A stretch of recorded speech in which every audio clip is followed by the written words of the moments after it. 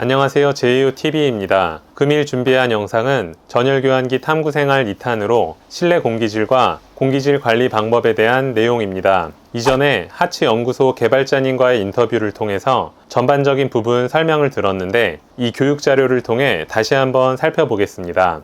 함께 보시죠. 목차는 실내 공기, 실내 공기질 관리, 하츠 환기 청정기로 구분됩니다. 저는 오늘 실내 공기와 실내 공기질 관리에 대해서만 살펴보겠습니다. 먼저 공기의 구성입니다. 표준 공기의 경우 질소가 78%, 산소가 21%, 그리고 기타 1%입니다. 공기에 포함 가능한 물질을 보시면 기체 종류로는 수증기와 아황산가스, 일산화탄소, 암모니아, 탄화수소 등이 있고 무기물로는 먼지와 꽃가루 등이 있습니다. 이런 공기가 우리와 어떤 연관이 있는지 섭취량을 통해 확인해 보겠습니다. 현대인의 1일 섭취량입니다. 아침, 점심, 저녁 먹는 음식이 7%, 그리고 물이나 음료가 8%이고 나머지 85%가 공기입니다. 여기서 외부 공기가 9%고 실내 공기가 76%네요. 마시는 공기만 두고 생각해 본다면 외부 공기와 실내 공기의 합을 100이라고 하고 마시는 공기 중 실내 공기가 89%, 약 90% 정도를 차지합니다. 우리가 하루 섭취하는 공기량의 대부분이 실내 공기라고 생각을 한다면 우리가 제어할 수 있는 부분이기 때문에 실내 공기질 관리에 힘쓰면 좋은 환경이 만들어질 수 있겠다 생각이 듭니다.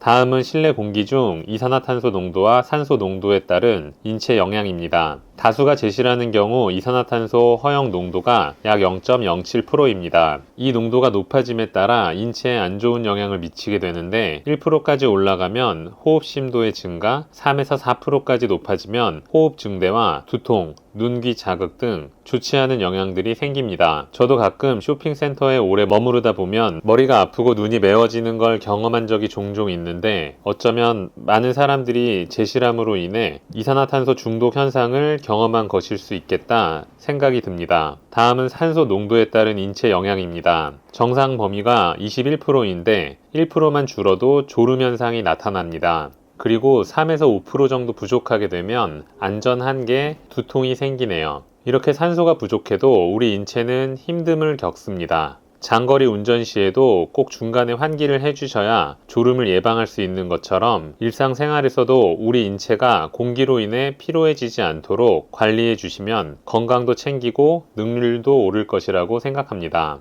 다음 각종 보고서를 한번 살펴보겠습니다. WHO 세계보건기구의 자료인데 대기 오염으로 인한 사망자 수가 최대 연 600만 명이 발생하고 실내 공기 오염으로 인한 사망자 수가 연 280만 명이나 된다고 합니다. 그리고 실내 유해 물질은 약 300여 종이 있다고 하고 실내 오염 물질이 실외 오염 물질보다 폐에 전달될 확률이 약 1000배는 더 높다고 하네요. 보통 외부 공기 오염은 심각할 수 있어도 실내 공기 오염에 대해서는 생각을 많이 못 하시죠.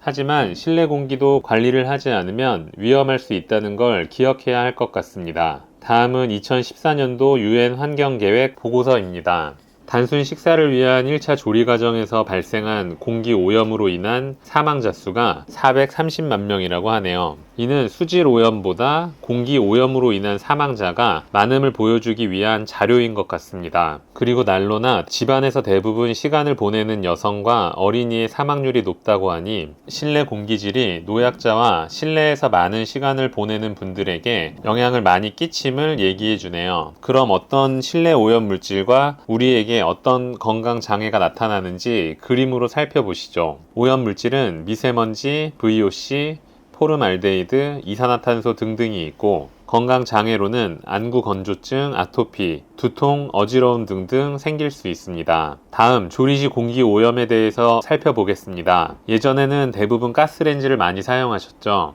연소기가 실내에 있는 것만으로도 상당히 안 좋아 보이는데요. 어떤 물질들이 나오는지 보겠습니다. 일단 도시가스를 사용하는 연소기라고 가정을 하고 메탄 1분자가 완전 연소해서 나오는 물질은 CO2와 H2O입니다. 이산화탄소와 수증기인데 실제로 연소 시에는 산소 부족 등의 문제로 불완전 연소가 일어날 수 있습니다. 불완전 연소로 인해 일산화탄소나 그을음 같은 물질들이 발생을 하게 됩니다. 따라서 가스렌지 사용 시에는 꼭 렌지 후드를 사용하시고 창문을 열어주는 게 좋습니다. 이외에도 음식물의 조리로 인해 이산화질소, 미세먼지, 포름알데히드 등 오염물이 발생을 합니다. 아래 그래프를 보시면 미세먼지도 그렇고 TVOC 농도도 그렇고 조리 전과 조리 후로 비교했을 때 농도가 많이 높아지는 것을 확인할 수 있습니다. 다음은 미국과 캐나다의 연구조사인데 오염 원인의 가장 큰 포션을 차지하는 부분이 부족한 환기라는 내용입니다. 원인의 종류가 조금 다른 것 같은데 환기가 오염 해소에 도움이 많이 됨을 확인할 수 있습니다. 그럼 지금부터 실내 공기 관련 법규를 살펴보겠습니다.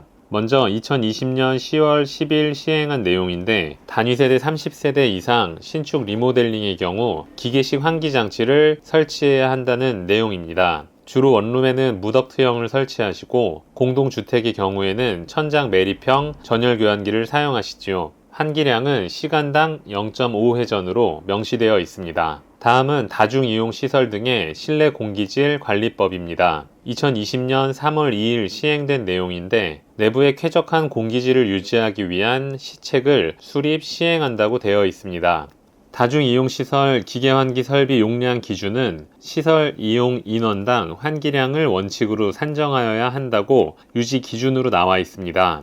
이렇게 다중이용시설의 경우에는 시간당 환기량보다 사용 인원에 따른 환기량을 산정해야 된다고 합니다. 건축물의 종류와 용도, 사용 인원에 따라서 환기량을 다르게 적용해야 함을 살펴볼 수 있습니다. 그리고 우리가 적정 환기량이 어떻게 되는지 검토해 볼 수 있는 기준이 될 것 같습니다. 다음 실내 공기질 제어입니다. 실내 공기질을 제어하는 방법은 총 3가지입니다. 먼저 오염 발생원의 억제인데 친환경 건축자재나 실내에서 연소 기기 사용 같은 내용을 억제함으로써 오염 발생원을 막을 수 있습니다. 다음은 오염물질을 제거하는 방법인데요. 공기청정기를 사용하고 전기 집진기를 사용하여 부유하는 미세먼지 등을 제거하는 방법입니다. 이는 미세먼지 등 입자성 오염물질을 제거할 수 있습니다. 마지막으로 오염물질의 희석입니다. 렌지우드나 환풍기 같은 국소 배기 장치를 이용한 배기 덕트가 한 방법이고 또 하나는 요즘 많이 사용하는 전열 교환기를 사용하여 외부 공기를 넣어주고 사용한 내부 공기를 밖으로 빼주는 방법이 있겠습니다. 해당 방법은 미세먼지와 같은 입자성 오염물질을 비롯하여 가스성 오염물질도 함께 제거할 수 있는 방법이고 우리는 이걸 환기라고 하죠. 환기는 크게 1종 환기, 2종 환기, 3종 환기로 구분하는데 전열교환기 설치를 통한 환기 방식은 1종 환기로 3가지 중 급기를 확보할 수 있기 때문에 가장 효율적인 환기 방식이 되겠습니다. 그럼 지금부터 환기와 공기청정기는 어떻게 다른지 보겠습니다. 위에 설명드린 공기질 제어 방식에서 차이가 있는 건데 공기청정기는 미세먼지를 제거하는 장치이기 때문에 미세먼지와 같은 입자성 오염물질을 제거할 수 있습니다. 단점은 국부적인 공간에서만 사용 가능하고 가스성 오염물질의 제거가 안 된다는 점입니다. 구입만 하면 바로 사용이 가능하지만 환기와 함께 사용해야 한다는 점을 꼭 기억하셔야 합니다. 다음 환기 시스템인데요. 전열교환기를 예로 들어서 설명드리겠습니다. 전열교환기를 사용하시면 기계 한 대만 설치하면 급기와 배기가 모두 가능합니다. 이 장치는 열회수 환기 장치로서 냉난방 부하를 절감할 수 있고 신선한 공기를 공급함으로써 실내 일정한 산소와 이산화탄소 농도를 유지할 수 있습니다. 단점은 외기와 연결해야 하는 이유로 설치가 항상 동반이 되기 때문에 비용과 시간이 발생한다는 점입니다. 이 자료에서는 추가적으로 공기청정기가 불필요하다고 하였는데 요즘은 전열교환기에 헤파 필터가 들어있어서 외부 입자성 오염 물질도 확실하게 제거해주기 때문에 미세먼지가 유입되는 환경을 억제할 수 있어서 공기청정기가 불필요하다고 언급한 것 같습니다. 마지막으로 미국 EPA 자료를 보면서 마치겠습니다. 내용을 보시면 공기청정은 오염원 통제 관리나 환기의 부가적 조치로서 가능할 수 있으나 공기청정기 단독으로는 충분한 공기질을 확보할 수 없다고 합니다. 실내 공기는 공기청정기만 사용하면 되지라고 생각하시는 분들이 많습니다. 그리고 지하실을 사용하실 때도 제습기를 틀고 공기청정기를 쓰면 실내 공기질 관리가 된다고 생각하시는 분들도 많을 겁니다. 하지만 공기청정기는 단순하게 실내 부유하는 미세먼지 등의 입자성 물질만 제거해주지 산소나 이산화탄소 농도 등을 일정하게 유지해주거나 실내에서 발생하는 유해 물질들의 배출은 전혀 되지 않습니다. 따라서 공기청정기를 사용하시더라도 환기는 꼭 해주셔야 함을 기억하시고 사용하시면 좋을 것 같습니다. 전열교환기도 현장에 알맞도록 잘 설치하여 사용하시면 쾌적한 실내 공기질을 활용하실 수 있을 거라고 생각합니다. 이상 공기질과 공기질 관리 방법에 대해 살펴보았습니다. 보시면서 환기는 정말 중요하다는 걸 느끼셨을 것 같은데요. 이처럼 균형 잡힌 공기를 사용하기 위해서 꼭 환기를 해야 합니다. 자연 환기를 할 경우에도 규칙적인 환기를 통해 실내 공기질을 관리해 주시면 되고, 자연 환기가 어렵거나 부족한 경우 전열교환기를 사용하여 실내 공기질 관리를 하시면 보다 쾌적한 환경을 만드실 수 있을 거라고 생각합니다. 전열교환기 설치가 필요하시면 제2호 컨스트로 연락해 주세요. 정확한 시공 서비스로 보답하겠습니다. 감사합니다.